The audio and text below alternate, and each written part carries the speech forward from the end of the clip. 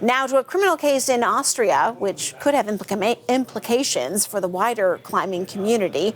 A judge there has found an amateur mountaineer guilty of manslaughter after his girlfriend froze to death near Austria's highest summit in January of last year. CBC's Mark Carcasol has been looking into this. He joins me now. Mark, explain to us here, what happened on the mountain that day? Sarah, it's a really tragic and confusing circumstance. This couple went out hiking on a mountain, ran into a lot of trouble just under the summit for Austria's highest mountain, the Grossglockner mountain. And in the end, what ended up happening was that the girlfriend in this case, identified as Kirsten G., collapsed of exhaustion, was unable to go any further. And the video that you're looking at right now is a time lapse of their torch moving up the mountain until it eventually stops about 50 meters away from the summit. She collapses from exhaustion. Her boyfriend, the man now convicted, identified as Thomas P., leaves her behind to go and get help. But many say that he didn't really try hard enough to get help, and he didn't leave her behind with the essentials to make sure that she survived. And in the end, she didn't. The timeline of the events, according to what we heard in court, is that they started 2 hours late. They didn't have the appropriate equipment for the weather, or in the case of an emergency, they could have turned back at a known spot, but they didn't when they knew they were running into trouble. They say that Thomas P. did not make an emergency call before it got dark. He knew they couldn't continue around 8:50 p.m. that night, but did not make a call for help, didn't flag a police helicopter that flew right over the couple about 2 hours later.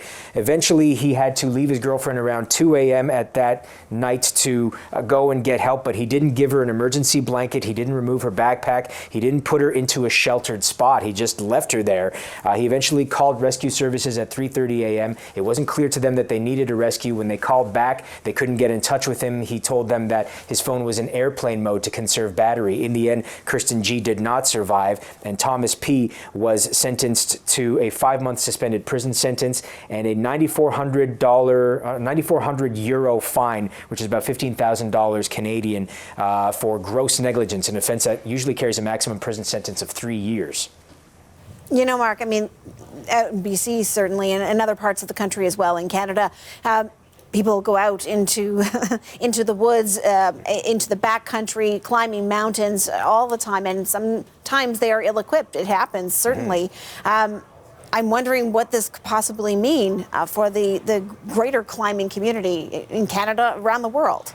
I think it'll certainly make a lot of people pause, and if cases like this pop up again, a lot of judges might consider it, although of course law in Austria would not necessarily directly apply as a precedent to Canada. But it certainly is a situation caused by a series of unfortunate events from what we heard in court, and it could raise a lot of questions about legal liability for people who are just going on these sorts of pleasure hikes. Even the vice president of the Innsbruck, Austria Regional Court, Klaus Genowine, wrote, quote, "In short, the overall charge ultimately concerns the question of liability of the guide acting as such of his own free will as a favor, which is also relevant under criminal law." So we're talking about the legal responsibility of someone acting as a mountain guide to a friend or whatever, not as a professional, just doing it as a favor, and the potential charges they could face and legal ramifications they could face if something goes wrong, again, in Austria, but certainly it might cause people to think twice all over the world.